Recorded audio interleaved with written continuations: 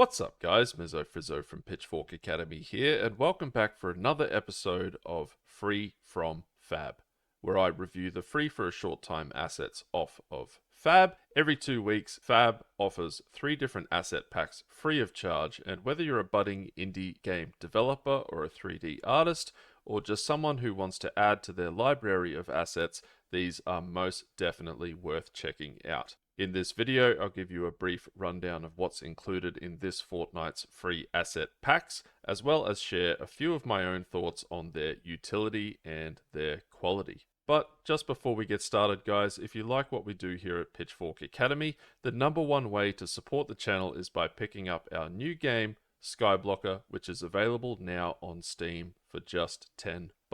It's a fun 3D arcade style puzzle game where you stack blocks as high as you can while battling the elements and gravity to try and earn your place on the global online leaderboards. But without further ado, let's take a look at these assets. Alrighty guys, now as you can see here, this fortnight's asset packs are freely available until July 15 at 9:59 Eastern Time. And this time around, we've got the Flying Fantasy Town by GeorgeShachnev. We've got the mechanic character Sarah by Grette, and an inventory system by Gamma Studio.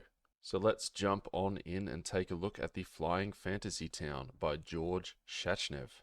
The Flying Fantasy Town by GeorgeShachnev boasts 358 unique meshes, custom as well as some automatically generated collision, 310 materials and material instances, 443 textures ranging from 128 by 128 up to 4K.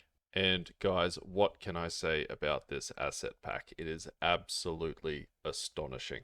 The demo level is massive and really is a testament to just how modular these assets are.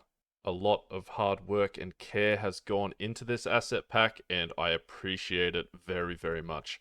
It is absolutely awesome, the level of detail. And from what I can tell, each and every structure has an interior, some of them even being furnished on the inside, and everything has collision. I was pretty amazed to be able to just walk into one of these houses. The doors are set up to simulate physics, and this is all very impressive. If you're making some kind of fantasy game or a sort of stylized fantasy world, then you should absolutely grab this asset pack while it's free from Fab.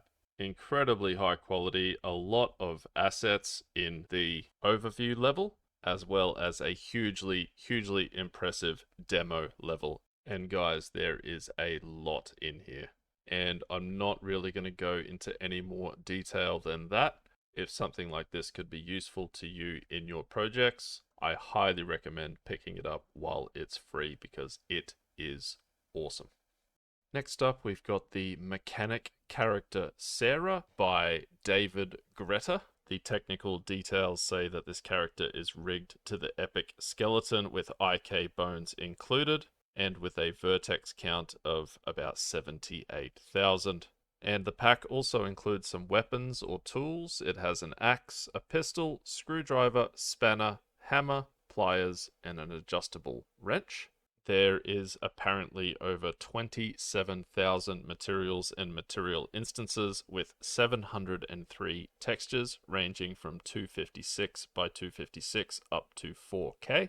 And fair warning guys, this asset pack was 9 gigabytes to download, which is pretty substantial for just one character, but I was very pleased to see that the pack also includes this demo level, which is kind of like a post-apocalyptic disused helipad, and I do think it looks quite nice indeed. There's a really good level of attention to detail in here and very good use of materials and textures. And it even includes this kind of post-apocalyptic shop front. The character itself does look quite good, and it comes with a few different variations of skins: the original, adventure, survival, horror, and I guess a custom combination of the different modular assets as well. Now, the technical details do say that the character is not animated, but like with many character asset packs, it has got the basic locomotion assets from the UE5 mannequin. And also, as per usual with these character asset packs, I wasn't initially able to use the character because she was using the old input mapping system. But anyway, I was very quickly able to copy over the inputs from the third person template and paste them into this character's blueprint, and was pleased to see that I could run around with this character. And yeah, everything does look really quite good. Obviously, it could be somewhat problematic to use this as your main character in your game, because you just never know in what other projects or other games out there where she might appear. But as I said, this asset pack doesn't just come with this character, it also comes with this neat little demo level, which is in itself quite impressive. And if you were making some sort of post-apocalyptic game, I could see this demo level being right at home in the middle of a desert somewhere. Kind of gives me Mad Max vibes. So yeah, there is a lot in here that you might be able to make use of, but as I said, be warned, this asset pack is about 9 gigabytes, but I do think it's fairly high quality, so pick it up while it's free from Fab. And lastly, we have the inventory system, fully blueprint version 1.3 by Gemma Studio.